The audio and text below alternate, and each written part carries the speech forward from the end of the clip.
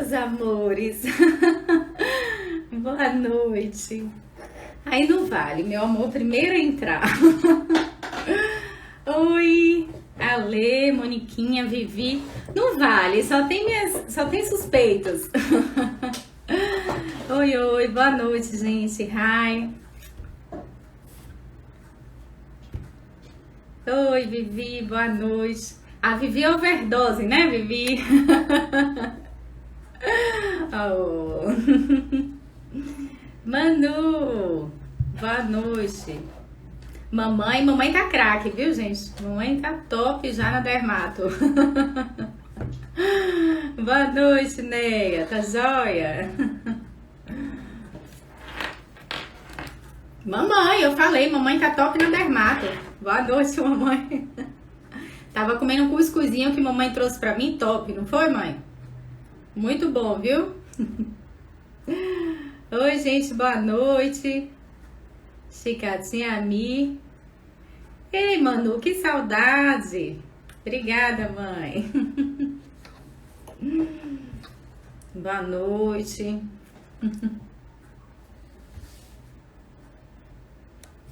Engraçado que eu vou pensando, né? Eu falo assim, o que eu vou falar hoje, né? Não tem muito script não, né? E aí hoje eu tava pensando em umas coisas. E antes de falar um pouco de dermato, eu quero conversar com vocês algumas coisas aí inspiradas nas coisas da vida aí, nessa questão do Paulo Gustavo, né? Que morreu de Covid, né? A gente vai pensando em várias coisas na vida. A efemeridade da vida, né? Foi, comi cuscuz com leite de coco. Tava uma delícia. Boa noite. Dá uns minutinhos aí pro pessoal entrando. Tudo bem com vocês, gente? Oi. Boa noite, Paulinho, tudo bem? Karina. Saudade das viagens de Recife. Oh, dos meus alunos lá de Recife, era tão bom viajar pra lá, Goiânia também. Oh, tomara que volte ao normal aí pra fazer minhas viagens aí, dando aula, era muito bom. Mãe, o relógio tá certo, mãe. Minha mãe achou que o relógio tá atrasado, tá certo, mãe. Tá 8 horas, olha lá, ó. Não tá certo? Tá certo, meu relógio. Ai, boa noite. Boa, pai. Vamos aprender aí? Dermato, imuno? Boa noite. Tá certo o relógio, gente. Gente, eu tô doida ou o relógio tá certo? 8 horas. Alô, boa noite. Oh.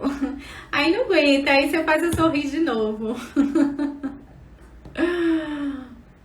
Olha, amor, não sei porquê, mas o pessoal disse que eu tô ficando mais brava, eu tô mais, né, colocando mais disciplina no pessoal, eu acho que tem influência sua. Boa noite. Acho que tem alguma influência aí. Oi, vamos entrando. Lulu, boa noite, Lulu. Isso, é isso mesmo. Faca na caveira. Ainda mais que o pessoal que tá estudando pro TED, né? Quem tá aí testando pro TED, meus alunos do TED aí, sabem que agora é hora, né? Não adianta ficar enrolando não, né? Boa, Paulinho, tudo bem? Érica, boa noite. Gente, se durante a live vocês quiserem perguntar alguma coisa, tem a caixinha de pergunta aí, tá?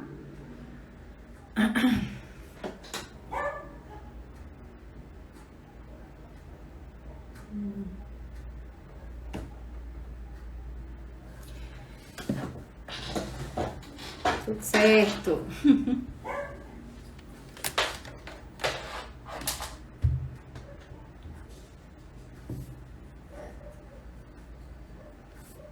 Boa noite, vamos conversando devagarzinho. Então, gente, vamos conversando devagarzinho aí, que o pessoal tá entrando. Olha, hoje, né, eu tava pensando assim, o que exatamente eu vou falar, tá? Eu lembro que eu falei com vocês que na aula passada, né, na live passada, de comentar um pouco sobre as granulomatosas, né? Pois é, Eva, ela faz parte, pai. Todos os meus alunos já conhecem a Eva, né? Não tem jeito, porque ela parece que me pirraça, né? Ela tava quietinha, quando eu começo a live, ela começa a latir. Eu acho que ela escuta minha voz, né? E vai ficando assim. Daqui a pouco, qualquer coisa, eu vou lá reclamar com ela. Ei, Lu, boa noite, Sônia. Tudo bem? Tati, deixa eu dar só mais uns minutinhos pro pessoal ir entrando, porque o pessoal, eu acho que ela já sabe que eu vou falar e fica latindo. Mas o pessoal aqui do Dermatoarte já conhece, pai, a Eva, sabe? O pessoal já tá... Meus alunos, então, já conhecem, já faz parte da família. Quando Eva não late, o pessoal fala, cadê Eva? Oi, Tati, boa noite. Olha lá, tá vendo? Tem que reclamar, quer ver? Eva, para! Vamos ver se vai dar certo. Ah, tira a primeira pele que não tem um cachorro que late em casa, né? Só que não tem cachorro, né? Então... Ei, Lulu, boa noite.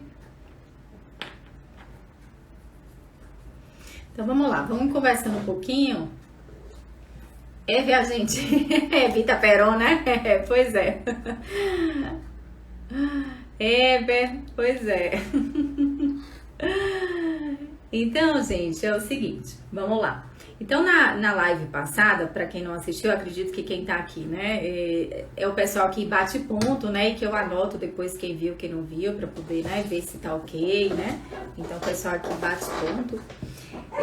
Então, eu comentei com vocês pra gente falar de granulomatosas.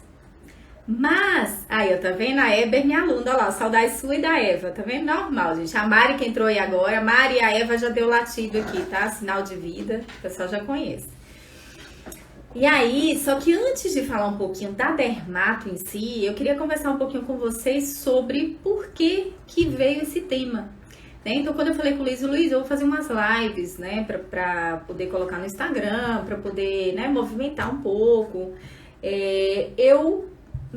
Quando eu pensei e fui escrever um texto pra poder lá, né, ela fazer o post direitinho, eu pensei nas profundezas da dermato.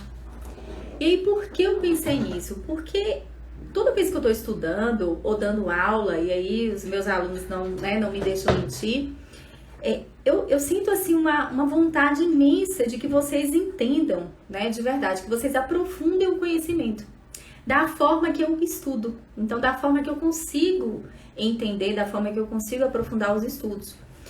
E aí veio essa ideia, né, de fazer a live nas profundezas da dermato. E aí hoje eu tava pensando, até tava conversando aí com a Adriana, com o meu amor, que eu não tenho muito script. Então toda vez antes da live eu fico assim pensando, o que eu vou falar e tal, porque quem me conhece um pouquinho sabe que eu não gosto muito de roteiro, né? Eu gosto muito de espontaneidade. E aí eu tava pensando um pouco sobre a questão de profundidade. Por que essa palavra ela é tão forte para mim, né? E por que eu acho importante que ela esteja presente na vida de vocês também, né? De vocês como dermatos. E como ser humano, né, gente? Então, eu fui fazer uma retrospectiva da minha vida e lembrando, né, que desde pequena eu sempre fui mais seletiva. Então, eu sempre fui mais profunda. Então, eu nunca gostei de muita coisa e muita superficialidade.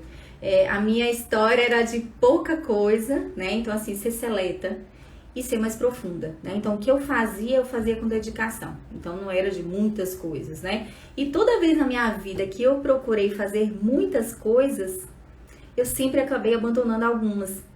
Então, eu comecei a perceber que não adianta, né? Não adiantava eu tentar abraçar o mundo com várias coisas que não dava certo. Eu acabava tendo dificuldade de lidar com aquele tanto de coisa. Por quê? Eu fui perceber que o meu jeito, o meu perfil era de aprofundar e não de superficializar, né? E de abraçar o mundo a nível superficial, como um melanoma extensivo superficial. Quem é dermato sabe o que eu tô falando, né? Então tem gente que é como se fosse um extensivo superficial, vai abraçando tudo de forma superficial.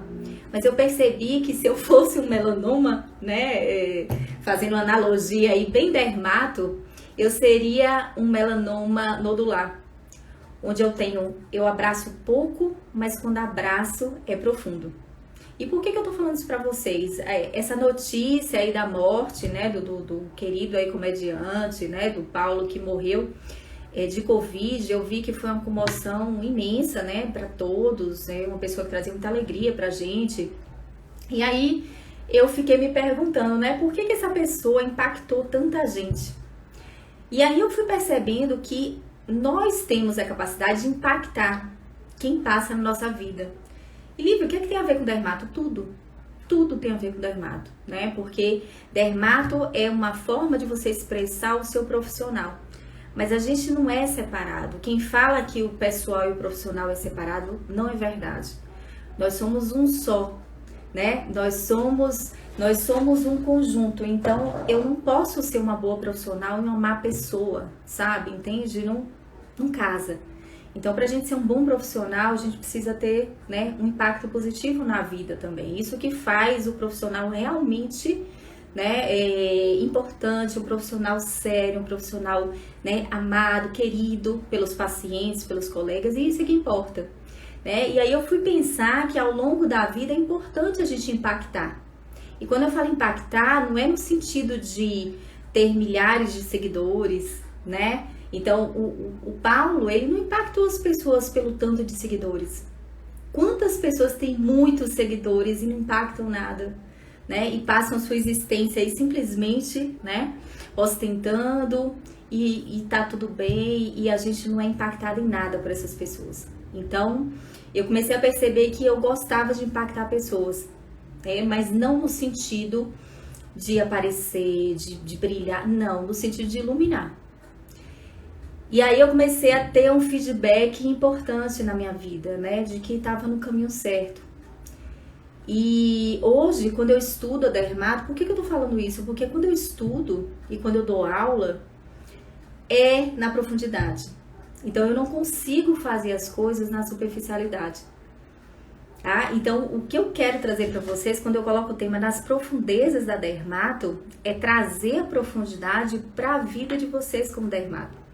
Porque não tem coisa melhor, gente, do que a gente atender nosso paciente e a gente conseguir entender, a gente conseguir raciocinar, a gente conseguir fazer bons diagnósticos diferenciais, né? A gente conseguir ajudar realmente aquele paciente da forma mais, né, mais visceral possível. Mas isso não é possível quando a gente não coloca a profundidade, não coloca o coração, não coloca a dedicação. Não é possível. Tá? A gente vai conseguir fazer de forma trivial. Nós vamos conseguir fazer de uma forma técnica, entre aspas, né? Não diminuindo os técnicos, mas a gente sabe que uma pessoa que é técnica, ela vai aplicar algumas coisas mais na prática, né? E nós precisamos do raciocínio. A nossa profissão, como outras também, né, são profissões que exigem um raciocínio. Mas não é um raciocínio frio e calculista, é um raciocínio que tem que ter empatia, né? Tem que ter o lugar do outro, a gente precisa se colocar no lugar do nosso paciente. Então isso é muito importante. Então quando a gente vê, né, quando a gente vai estudar dermato e que lê lá uma doença, olha, eu vou estudar urticária, né? Não é simplesmente um capítulo de um livro, é uma doença, né, que abrange, né, que aflige, na verdade, muitas pessoas, que pode ser uma causa, né, de problemas sérios de algumas pessoas, e que a gente tem que, na hora que atender aquele paciente, se colocar no lugar. E entender que quanto mais a gente entende, quanto mais a gente se aprimora no estudo dessas doenças, quanto mais a gente consegue ajudar o nosso paciente, mais a gente impacta positivamente aquelas vidas. E é esse impacto positivo que eu, né, com essa noção de impacto positivo que eu quero começar essa live de hoje. É falar para vocês que todos nós temos a capacidade de impactar. Todos nós temos a capacidade de iluminar vidas. E a gente não precisa ser um artista, a gente não precisa ter milhares, milhões de seguidores. A gente pode impactar vidas no dia a dia. Quantas vidas passam pelas mãos dos médicos?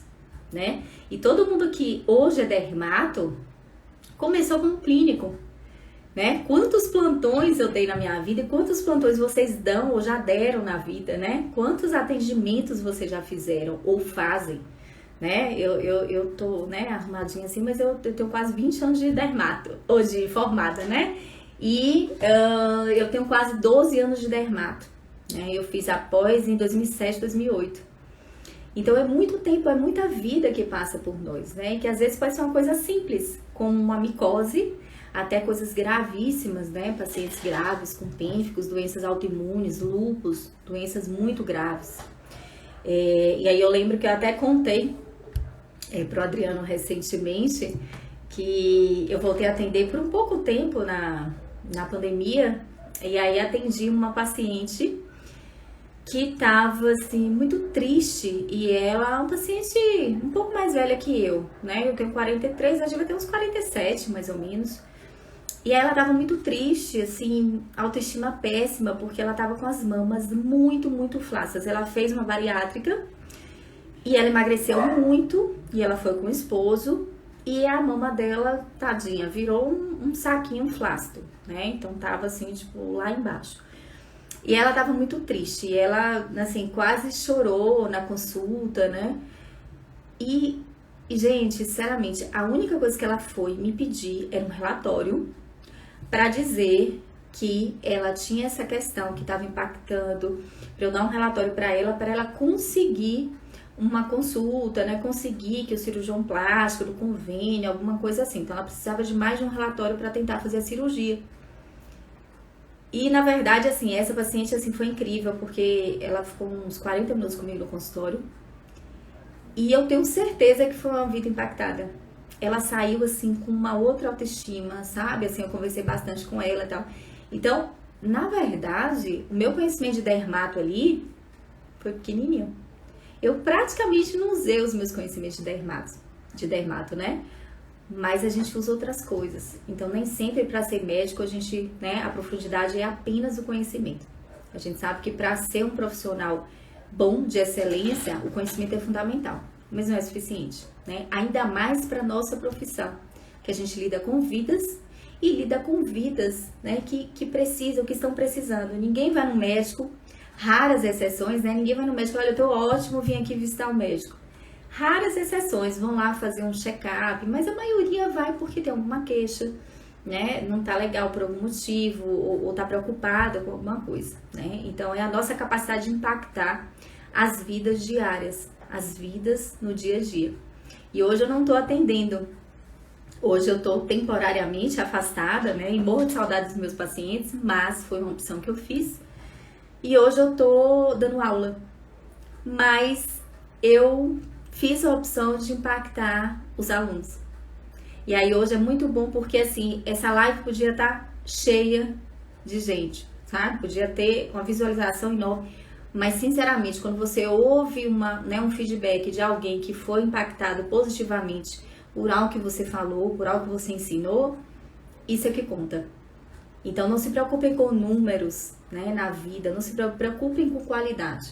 Então façam um trabalho de vocês com qualidade. Se vão estudar, estudem. E aí se dediquem sempre ao que vocês forem fazer. Quem está assistindo essa live, assista a live, né? Preste atenção. Não tá bom, eu não quero assistir. Sai, né? Sai da live, não tá bom, não perca seu tempo, né? Se você tá fazendo alguma coisa que não tá bom para você, pensa, é necessário?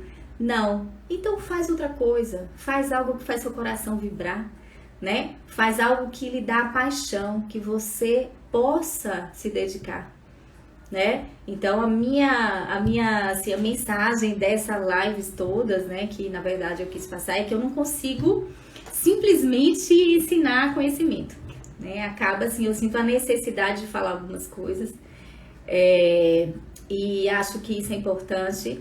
Quem acha que a gente não vive de paixão tá enganado. A gente, quando fala que vive de paixão, eu vivo de paixão. E quando a gente fala que vive de paixão, não é porque você vai apaixonar e desapaixonar, não é isso. Mas a paixão move a gente, a paixão motiva. A paixão faz a gente ter atitude, né? Então a gente precisa de motivação, precisa de atitude, né? E não tem jeito, né? Eu falo em paixão e meu amor tá aí, ele sabe que realmente assim, eu não, né, não dá pra ser mais ou menos. Então, pra mim é profundidade, se eu amo muito. Então, se eu dou aula, eu dou com todas as minhas, né, minhas cartas, eu não escondo o jogo. Então, eu quero passar para vocês, né, um pouquinho do conhecimento, mas eu senti a necessidade de falar um pouquinho isso com vocês. Procurem a profundidade em vocês, né? Procurem essa força que vocês têm de impactar vidas, né? Sejam luz na vida das pessoas. Isso é que importa, né? E aí vocês vão estudar com mais vontade. Na hora que vocês forem atender seus pacientes, vocês vão ter mais vontade de ajudar, então vocês vão querer estudar de uma forma mais profunda, porque vocês querem ajudar mais.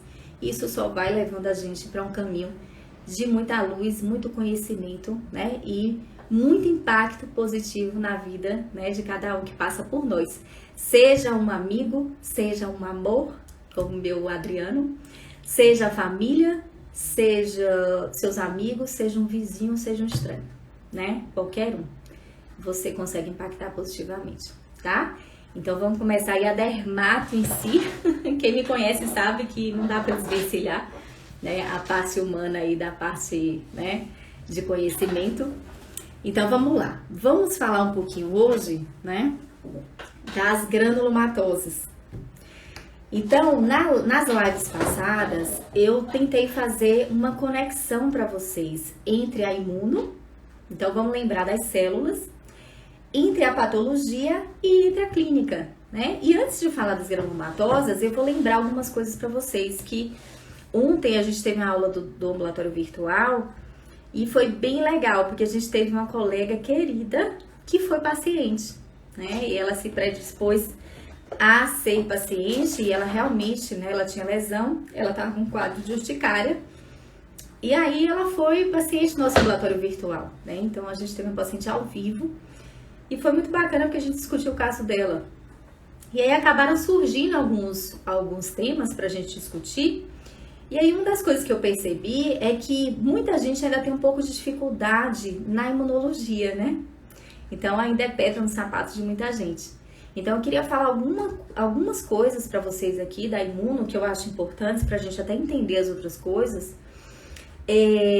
Quando a gente fala doença inflamatória, né, ou inflamação, ou doenças autoinflamatórias, a gente está falando de um processo de inflamação.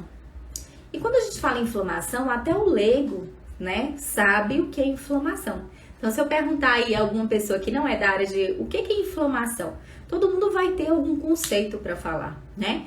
Quais são os sinais clínicos que a gente vê que o paciente está com uma inflamação? Coloque aí para mim, por favor. Sinais clínicos de inflamação, que a gente aprende lá na faculdade de medicina, tem uns que são recentes, outros, né? Tem muito tempo de faculdade, eu já perdi as contas. Ou até as próprias pessoas que não são médicos, né? O que a gente vê na inflamação? Dor, edema, eritema, né? Eritema, então o chamado rubor, né? Rubor, Heber colocou, calor, que são os sinais de flogose, né? Dor. Então, quando a gente pensa em inflamação, clinicamente a gente vai ver esses achados.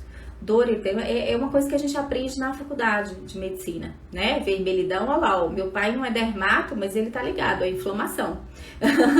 Isso mesmo, muito bom. Então, quando a gente vai pensar o que é que tá acontecendo internamente no processo inflamatório, a gente vai puxar para uma resposta imune que a gente chama inata. Quem é a resposta imune inata? É aquela resposta que eu tenho pronta para me defender. Então, é aquela resposta que eu não dependo de especificidade. Muito hoje está se falando sobre o Covid, né? Claro, não tem jeito, a gente está no meio de uma pandemia. E muito se falou sobre imunidade, né? A imunologia ficou bastante à tona com essa história do Covid. E muita gente tem dificuldade, às vezes, de entender como são as vacinas, né? Então, quando a gente fala de imunidade, a gente divide de uma forma didática, porém uma forma também importante para a gente entender e realmente da forma que acontece a imunidade, que é a parte... O negócio é meu olho. Que é a parte da imunidade inata, e da imunidade adaptativa. Então, quem é a imunidade inata? É aquele processo inicial de defesa onde eu tenho imunidade pronta para me defender. Então, tem um lá, a gente comentou isso em alguma outra live, mas eu acho importante porque tem alguns conceitos que a gente precisa ter em mente. Então, a imunidade inata, eu tenho lá os queratinócitos, a barreira epidérmica, né, é um importante fator protetor da minha saúde da pele, então a barreira epidérmica. Eu tenho os queratinócitos, que são as células principais da minha epiderme, né? São as células realmente que compõem a minha, não só a camada córnea, mas todas as camadas da epiderme. E eu tenho células de Langerhans, que está aí na imunidade inata. Eu tenho macrófagos na imunidade inata. Eu tenho neutrófilos na imunidade inata. E algumas outras, né? Algumas outras células também, mas principalmente essas daí. Então, quando eu tenho um processo inflamatório, alguns autores colocam como sinônimo a resposta imune inata e a resposta inflamatória. Então, o que seria a resposta imune inata ou a inflamação? Seria um fenômeno onde a minha imunidade vai me defender com o que tem exatamente sem especificidade. Então, não importa o que seja, se seja uma bactéria, se seja um machucado, qualquer coisa que seja uma ameaça para o meu organismo, para a minha pele, eu vou reagir com um processo inflamatório. Basta a gente lembrar que quando a gente machuca um pouquinho, a gente tem um trauma, né? Às vezes uma bobeira, a gente arranha e fica vermelhinho. E a gente vê que aquilo ali dói um pouco, fica vermelhinho, às vezes fica um pouco demasiado, porque é um processo inflamatório. Isso é ruim? Não. Então, por isso que a gente muitas vezes, né, fala assim, não é bom ficar tomando anti-inflamatório. Por quê? Não só porque anti-inflamatório a gente sabe dos efeitos nocivos, inclusive, né, nos rins. A gente sabe que pode ter, inclusive, insuficiência renal por anti-inflamatório, né? Então, são drogas que a gente não deve abusar. Mas, principalmente, porque a gente não deve tomar anti-inflamatório de bobeira para qualquer coisa. Porque a inflamação é uma defesa do nosso corpo. E quando eu tenho um processo inflamatório em demasia, aí sim eu posso ter alguns problemas em relação à inflamação. Então, quando eu tenho isso, eu tenho geralmente a interleucina 1, que é a interleucina, assim, que quando a gente pensa em inflamação, a gente pensa em interleucina 1, que é uma citocina pró-inflamatória, e ela vai gerar todo um processo de ativação de queratinócito para liberação de outras citocinas inflamatórias, né? Eu vou ativar macrófago para tentar destruir aquilo ali. Eu vou começar a liberar citocinas como interleucina 8, que vão chamar o quê? Faz quimiotaxia de neutrófilo, que vai atrair neutrófilo para aquela região, que vai tentar conter aquele processo ali de agressão, seja lá o que for, tá? Então, isso a gente chama de processo inflamatório. Então, quando eu falo, por exemplo, de doenças autoinflamatórias, por que eu tô falando isso? Porque ontem, quando a gente conversou sobre urticária, a gente falou de doenças autoinflamatórias, algumas doenças que têm o aspecto clínico semelhante à urticária. Então, quando a gente fala de doenças autoinflamatórias, estamos falando de doenças que têm uma inflamação, né, gerada por nós mesmos, né, por algum mecanismo que está desregulado, onde eu tenho um processo inflamatório que não para. Né? É diferente de doenças autoimunes. As doenças autoimunes, a gente envolve imunidade específica, que aí a gente chama imunidade adquirida, né? Então, é aquela imunidade que eu já preciso ter uma especificidade. A imunidade específica, ou chamada adaptativa, é aquela imunidade que eu vou reconhecer um antígeno e fazer uma defesa, fazer uma resposta imunológica específica àquele antígeno. Então, aí no caso, as doenças autoimunes, elas vão se relacionar às respostas adaptativas e as doenças autoinflamatórias vão se relacionar às respostas inatas ou chamadas, né, ou chamada inflamação, tá? E aí, antes de falar de granulomatose, eu vou entrar na urticária, porque foi justamente por isso que eu resolvi falar com vocês. Então, quando a gente fala de urticária, e foi muito legal ontem, né, que a colega participou com a gente do ambulatório virtual, e a gente tem que entender que a gente tem urticárias, né, que tem, clinicamente, a gente vai ter aquela lesão que a gente chama edematosa. Então, a lesão elementar da urticária é o quê? Urtica. E o que é a urtica? É uma lesão, geralmente uma pápula ou placas, né, que tendem a coalescer. e eu vou ter uma lesão eritemato-edematosa. Elas geralmente são bem delimitadas e são eritemato-edematosas. Então, essas lesões, elas são resultados, né, de um processo que está acontecendo lá internamente. Então, quando eu penso em urticária é o mundo. Tem gente que detesta essa urticária, né? Da urticária. Por quê? Porque é muito imuno. Então, eu vou lembrar que eu tenho urticária de origem imunológica e origem não imune, né? Então, eu chamo urticárias imunes e não imunes. E por que eu tô falando isso? Não vou entrar em detalhes demais, porque é difícil, né? E não dá para em uma live a gente explicar a urticária, mas só para vocês entenderem. O caso da colega ontem tinha fortemente a ver com os alimentos que ela tinha comido. Então, ela tinha comido alguns alimentos como queijo, castanha, amendoim, né? Foi queijo, amendoim, vinho e chocolate. Ou seja, vida, né? Tudo de bom na vida, né? E aí o que acontece? E por que ela teve essa urticária que, teoricamente, a princípio, a gente pensa em urticária não imune para ela. A gente pensa em urticária associada a pseudoalérgenos, né? Então, se eu não conheço, por que eu tô trazendo isso? Porque se eu não conheço a imunologia, por exemplo, da urticária, eu posso me enrolar todo para orientar essa colega ou essa paciente, né? Alguém que esteja com um problema desse. Então, urticária é difícil, não é fácil. Mas quando a gente não entende, se torna muito mais difícil. Então, a gente sabe que quando a gente entende alguma coisa, que a gente tem domínio, a gente não tem medo, né? Então, a gente não fica assim apavorado com aquilo. Por quê? Porque a gente sabe que mesmo que você não tenha um conhecimento específico ali, você tem bases, né, para raciocinar, você tem bases para procurar e você não fica às cegas. Mas quando a gente é muito limitado, que a gente estuda as doenças ali sem entender, a gente fica muito limitado no conhecimento. Então, se eu não sei exatamente o que é aquela doença, eu não sei para onde eu vou. Até os diagnósticos diferenciais ficam ruins, né? Então, no caso dela, a gente suspeitou de pseudoalérgena. Então, comer uma urticária pseudoalérgena. A gente tem alguns alimentos, e isso é muito legal, isso é muito interessante, que nem sempre ela vai ter alergia. Então, cuidado, urticária. E aí, para todo mundo aí, quem é médico, quem não é, tá? Quando eu tenho uma urticária, que o paciente apresenta essas lesões, ele pode ter uma urticária relacionada à imunidade dele, algum problema mais específico, inclusive alérgico, com imunidade envolvida ou não. A urticária dele pode ser dependente de outras coisas. Então, a dela a gente está suspeitando de uma urticária associada a pseudoalérgenos. Então, são alimentos que têm a capacidade, eles têm muita histamina. Os alimentos ricos em histamina. Então, a gente tem peixes, as oleaginosas, a gente tem o próprio chocolate, vinho, cerveja, infelizmente tudo de bom, né? Então, eles são ricos em histamina.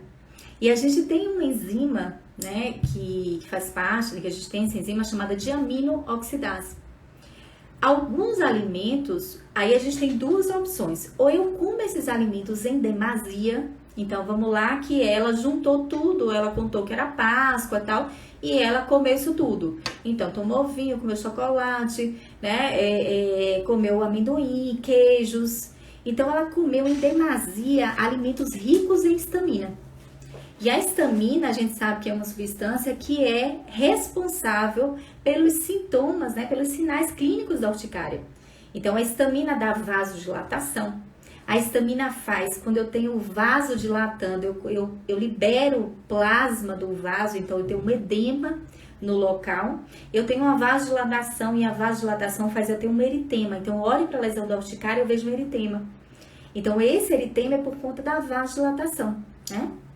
Então, quando eu tenho esses alimentos que eu ingiro bastante, esses alimentos ricos em histamina, claro que não é todo mundo, né, gente? Aí vai depender de algumas coisas. Aí eu posso ter um processo de urticária. Então, o que é que vai acontecer? Eu vou ter um excesso de histamina no organismo e esse excesso de histamina vai me dar o sinal clínico de urticária, tá? Eu não tenho uma alergia. Ela não apresentou alergia a queijo, vinho, graças a Deus, parece que não, né? E o que acontece? E eu posso ter uma outra opção, que é eu me alimentar de alguns, né, de alguns alimentos que são ricos em estaminas e eu ter alguma deficiência dessa enzima. Então, aí eu posso ter, além da ingestão aumentada, ou eu posso nem ter uma ingestão aumentada, e eu posso ter uma deficiência enzimática da diaminoxidase. Então, se eu tenho uma deficiência da enzima que degrada a estamina que eu como, né, que eu ingiro alimentos que são ricos em estamina, eu não consigo digerir. E aí eu não consigo metabolizar essa estamina e ela fica na sua forma, né, estamina para tudo que é lado, e aí eu vou ter sinais clínicos e sintomas de urticária, tá? Então, muitas vezes o antistamínico vai ajudar, né? Mas não vai resolver o problema, né? Porque na verdade essa histamina tá vindo de fora. É diferente, vamos lá. Tudo bem, gente? Se quiser perguntar alguma coisa, fica à vontade, tá? Vê se tá dando para acompanhar. É diferente de quando eu tenho uma urticária imune, por exemplo. Onde eu tenho vamos dizer que eu tenho uma alergia a determinado alimento. Vou dizer que eu tenho alergia mesmo, não, eu tenho alergia a amendoim, tá? Aí eu gero, o amendoim, ele não é apenas uma fonte de histamina, ele passa a ser um alérgeno. Oi, Eric, tudo bem? E aí ele passa a ser um alérgeno. E aí na hora que ele passa a ser um alérgeno, eu começo a produzir uma resposta imunológica contra aquele alérgeno. E aí eu produzo anticorpos, aí vai depender do tipo de urticária, eu posso produzir IgG, mas o clássico é IgE, né? Então IgE é o anticorpo da alergia. Então eu começo a produzir IgE, esse IgE vai se ligar, então lembrar que o mastócito, que é a célula da alergia, quando eu penso em alergia, quando eu penso em urticária, eu penso no mastócito, né? É sinônimo entre aspas, né? Então é a célula que eu vou eleger. Então quando eu vejo o mastócito, eu lembrar do mastócito, lembre do mastócito. Para quem não conhece ou não sabe como é que é, o mastócito parece aquela bolinha, sabe aquela bolinha que é cheia de ventosa que a gente joga na parede e ela gruda? Então, o mastócito parece com isso. Então, imagine que cada ventosa daquela é um receptor. Então, o mastócito é cheio de receptor. E aí, um dos receptores clássicos do mastócito é o receptor para IgE. Então, na hora que eu produzo anticorpo IgE por conta de uma alergia, né, alimentar ou seja de outro, esse IgE vai se ligar na superfície do mastócito, no seu receptor específico, e vai acontecer um fenômeno que a gente chama de degranulação. O mastócito vai degranular grânulos que tem no seu interior que são cheios de substâncias, a gente chama de mediadores pré-formados. E entre essas substâncias, a clássica é histamina. Então, histamina ela é pronta, ela está formada dentro dos grânulos que tem nos mastócitos, que são células que a gente tem tanto circulantes quanto células no tecido, tá? Na derme. Então, a gente tem uma degranulação de mastócito por conta de um anticorpo produzido por uma alergia. E aí eu fico estimulando a minha célula a liberar histamina. Então, nesse caso, eu tenho que inibir o processo imunológico, né? Não é apenas deixar de ter contato. Tem hora que eu preciso inibir o processo imunológico, tá? E aí, lembrar que os processos, né, relacionados a alergias, a gente tem muitas vezes eosinófilo envolvido, que são as células que vêm depois, né, ajudar nesse processo aí, TH2 da alergia, né? Os corticoides são utilizados principalmente para diminuir eosinófilos do tecido, do sangue, né? O corticoide tem essa capacidade não só anti-inflamatória, mas eles diminuem a quantidade de eosinófilos do tecido. Então, a gente usa um antihistamínico para diminuir a histamina e usa os corticoides quando a gente precisa realmente, principalmente quando é de origem imune, né? Então, da urticária, eu queria que vocês entendessem isso. Então, na hora que vocês atendem um paciente com urticária, lembrem que ali é um processo. E aí, urticária é aquela coisa, você vai fazer um diário, né? Então, às vezes, você tem que procurar alimento, medicação, uma série de coisas que podem estar relacionadas à urticária. Então, desculpe. Então, a partir de hoje, né? E assim, quem ainda não tem, fala assim, vou atender um paciente com urticária. E aí, pensem que é um processo complexo realmente imuno, mas que é muito importante a gente conhecer. Porque eu consigo ter tranquilidade, às vezes, para conduzir um caso de urticária só com esse conhecimento. Então, a história dela comer esses alimentos e ter um excesso de ingestão me dá uma certa tranquilidade, pensando que ela pode não ter alergia e ela pode ter o excesso da histamina dos alimentos que a gente chama, né, pseudoalérgenos, tá? Então, essa é a parte da urticária que eu queria deixar para vocês, que eu acho, assim, bem importante. Se vocês quiserem perguntar alguma coisa aí, podem ficar à vontade. E queria falar um pouquinho para vocês também de doenças granulomatosas. Então, vamos lá para outro capítulo. Fecha o capítulo aí das urticárias, vamos abrir o capítulo das granulomatosas. Então, vamos falar um pouquinho das granulomatosas, sejam elas infecciosas ou não, tá? Eu não vou restringir aqui. Quando eu falo de granuloma, eu tô falando principalmente de um tipo de célula. Então, na urticária, né, a gente pensou no mastócito. Nas granulomatosas, qual é a célula que eu vou pensar como primordial? Anota aí pra mim, coloca aí, gente. Qual a célula das granulomatosas? A principal, né?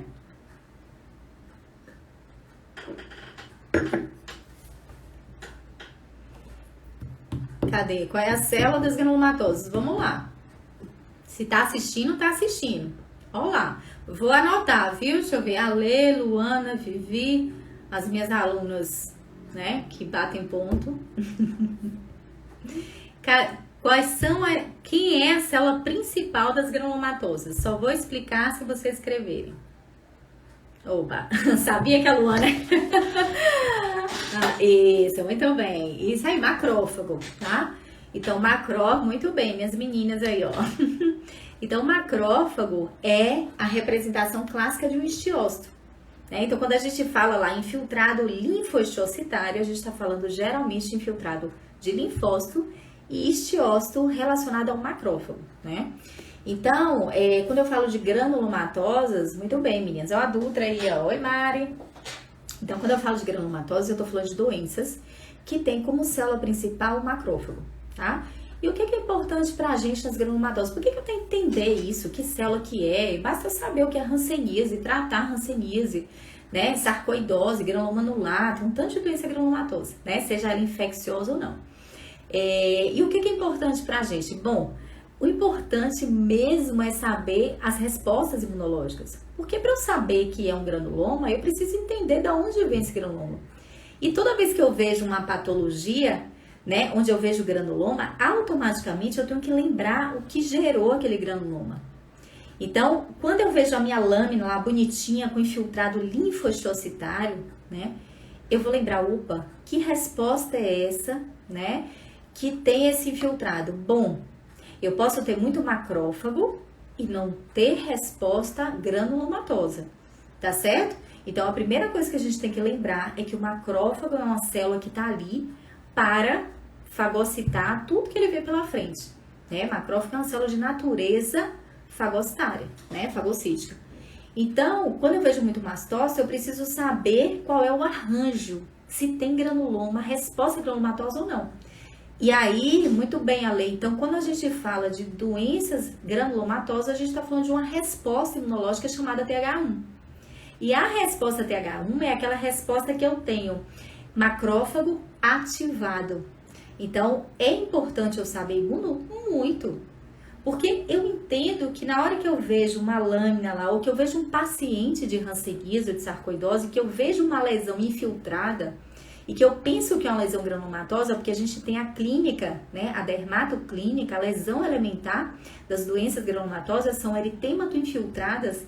Então, na hora que eu vejo aquele tipo de lesão eritemato-infiltrada, que eu vou para a patologia, que eu vejo aquele infiltrado linfoestiocitário, eu vou para imuno. Então, aquele infiltrado linfoestiocitário, ele faz granuloma, né, ele tem célula gigante, ele faz um arranjo granulomatoso, se sim, eu estou diante de uma resposta TH1.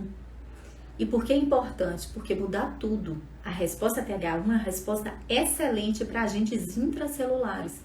Então, eu tenho uma resposta onde eu tenho os meus macrófagos com sua função máxima. O meu macrófago na resposta TH1 é ativado. Então, é um macrófago que ele dá uma crescida, ele fica forte, potente, ele consegue ter o seu poder, né, de oxidação, de destruição dos agentes muito mais potente, então ele é um macrófago ativado, a gente chama célula epitelioide. Então, na hora que eu tenho um macrófago ativado, ele tem a capacidade não só de destruir de uma forma mais efetiva aqueles agentes, como a capacidade de formar granuloma e célula gigante, que nada mais é do que a fusão de vários macrófagos, uma célula grandona que fica cheia de núcleo dentro, né? Quando eu tenho a resposta TH1, aí eu tenho uma efetividade da minha resposta e eu tenho uma granulomatosa, propriamente dita, onde eu tenho uma chance de conter aquele agente intracelular de forma efetiva. Onde eu vou encontrar isso? Quais são as doenças que eu vejo uma resposta granulomatosa assim? Importante. Hanseníase, que tipo de hanseníase? Coloca aí pra mim, qual tipo de hanseníase, qual polo da hanseníase que eu tenho a resposta TH1? Vamos lá. Ei, gente, boa, tudo bem? Estamos falando de granulomatosas. E aí, qual é a forma, o polo da hanseníase que é a resposta TH1? Polo tuberculoide, tá? Então, o polo tuberculoide é aquele polo da doença que eu tenho uma resposta efetiva. Então, é uma resposta que eu consigo conter os meus bacilos.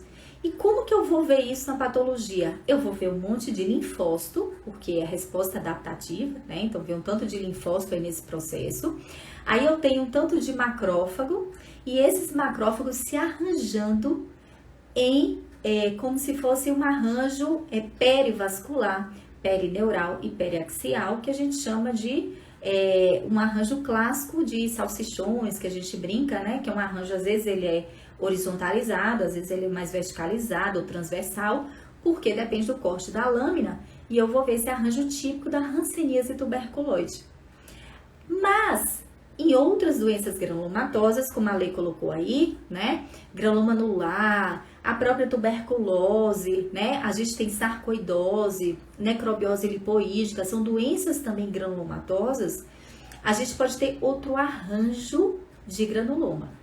Então, dependendo da doença, o arranjo desse filtrado linfohistocitário, ele vai mudar. Então, muitas vezes a gente reconhece a lâmina pelo aspecto do granuloma, né? Então, na sarcoidose, são granulomas redondinhos, que não coalescem, não tem muito linfócito, então a gente chama granulomas nus. No caso da necrobiose lipoídica, do granuloma anular, a gente tem geralmente uma necrobiose do colágeno, com células ao redor empaliçada, que a gente chama, né? No caso da tuberculose, a gente tem granulomas, né? Com bastante linfócito também, uma necrose caseosa no centro. Então, dependendo da doença granulomatosa, que tem resposta TH1 efetiva, eu vou encontrar a disposição diferente de granuloma. Mas a essência é a mesma. A essência é infiltrado linfohistocitário, tá? E a célula principal é macrófago, mas é macrófago ativado. É macrófago ativado pela resposta TH1, interferon gama, TNF-alfa, que são as citocinas extremamente importantes para a manutenção e formação dos granulomas, tá? Isso é importante, é que a gente fala assim, cai na prova, pelo amor de Deus, interleucina, citocina, gente, isso é tudo. Isso é muito importante a gente entender, né? Se eu tenho, por exemplo, a hanseníase vichoviana, que eu vou para outro polo, eu vou para o polo TH2, que é aquele polo que a gente não tem a resposta ideal para poder conter os agentes intracelulares, onde a gente tem um bacilo de Hansen aí na hanseníase, o que acontece? Eu tenho muito macrófago.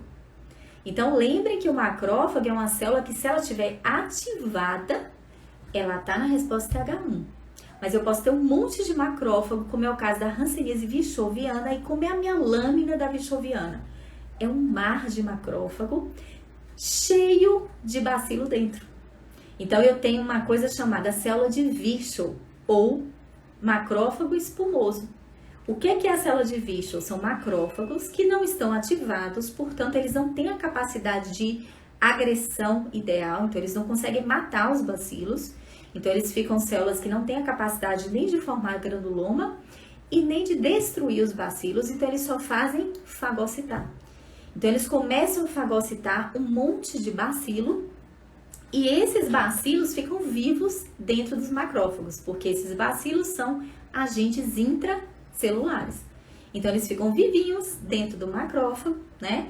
E por ter uma parede lipídica, né? Por ter muito lipídio na sua parede celular, o macrófago, quando ele faz a fagocitose, ele fica cheio de lipídio.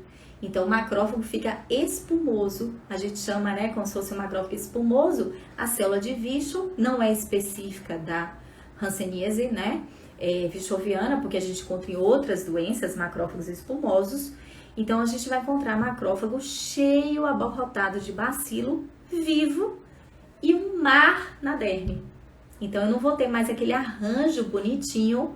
A Lê tá top aí, né? Pra prova de título, tá aí, ó, PGL1, tal, excelente, tá? É isso aí. Então, a gente vê um mar de macrófago que realmente só faz englobar os bacilos sem conseguir ter a sua função ideal, que seria de destruição. Então, como é a minha lâmina? É um mar de macrófago cheio de célula espumosa, cheio de bacilo, né? E por que que clinicamente a hanseníase vichoviana, o paciente é infiltrado? Então aí, olha como é a clínica, a imuno, a pato e a clínica. Como é a clínica do vichoviano clássico, né? Que não chega a ter hanseníoma, porque hanseniomas são em alguns, a maioria não tem, é infiltrado. Você vai olhar para um paciente com hanseníase vichoviana, ele é todo infiltrado. Onde você biopsiar, você vai encontrar macrófago, espumoso e bacilo. Então, por quê? Porque é um mar de macrófago distribuído de forma horizontalizada na derme, né? Quando eu chego a ter um hansenoma, ali teve tanto macrófago que aquilo acaba verticalizando, né? Quando eu tenho uma hanseníase tuberculoide, por exemplo, eu tenho lesões mais infiltradas e a lesão sobe. Por quê? Porque os granulomas vão dar volume na derme. Então, eu tenho tanta célula ali, tanto processo ali, né, granulomatoso, que eu acabo dando volume. Clinicamente, a minha lesão ela é infiltrada. Então, tem diferença na clínica, né? Hanseníase vichoviana e tuberculose, por quê? Porque a diferença, ela vem de lá de trás. Então, não é a clínica que faz, não é a aparência que conta pra gente o que é. Na verdade, o que tá acontecendo, o que é principal, é o processo inicial. É o que gera a lesão clínica. Lembrem que quando a gente atende um paciente, a lesão clínica é o que a gente vê, é a aparência, né? E aí eu vou fazer uma analogia aqui pra gente, né, devagarzinho começar a terminar a live. É a mesma coisa quando a gente conhece alguém, né? Então, às vezes a gente olha a aparência, então a gente julga pela aparência, né? Se apaixona pela aparência, mas a gente tem que lembrar que o que manda ali, o que faz aquela pessoa às vezes ter algo mais, é o que vem lá de dentro, né? Então, é o processo que está acontecendo ali que vai acabar refletindo na minha pele ou na minha aparência, né? Que é quando a gente vai examinar o paciente. Então, sempre que a gente for examinar um paciente, que a gente procure analisar o que está acontecendo ali, né? Analisar o que é que faz aquela lesão ter aquela aparência, né? Se eu tenho uma cor diferente, se eu tenho uma cor, né? Poxa, essa cor tá estranha, né? Então eu vou procurar ali por que tem aquela cor, se tem a ver com derrame de hemácia, né? Extravasame de hemácia, se é uma púrpura, se é uma cor mais azulada, que eu posso pensar em melanina mais profunda. Então sempre eu vou analisar aquele paciente não de uma forma limitada, mas eu vou olhar a lesão e a aparência do paciente e procurar pensar em tudo que pode estar acontecendo internamente para gerar aquela aparência clínica da lesão, tá? Tudo bem, gente? Perguntas? E aí? Tudo certinho?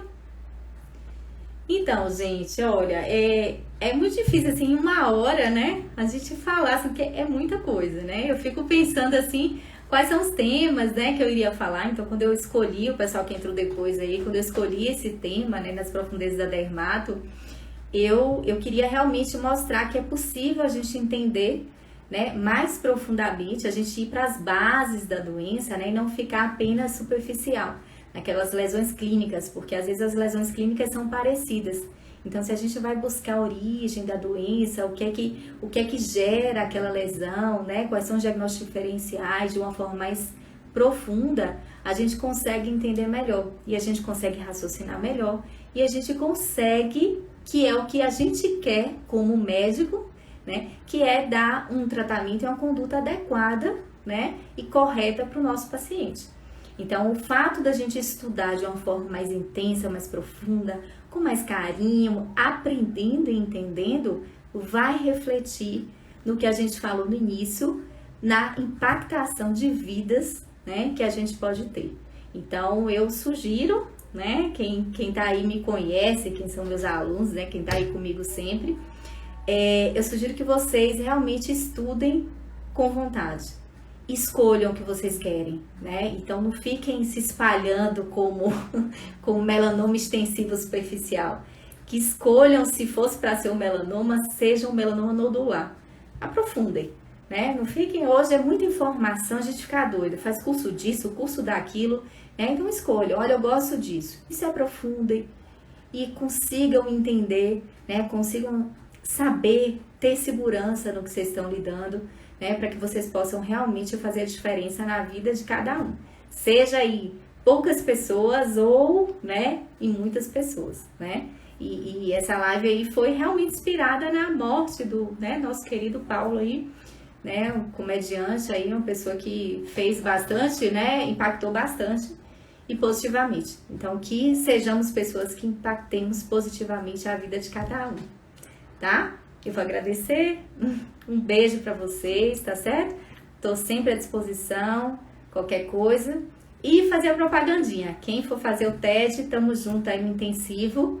Vamos pegar firme, tá? E no TED não vai ter esse negócio de romantismo, não. É complicado, tá? O TED é pau viola, tá bom? Beijo, gente. Fica com Deus, tá?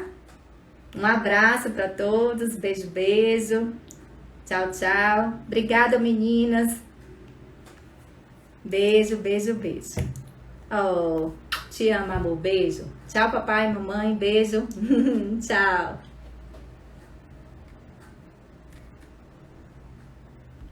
Beijinho.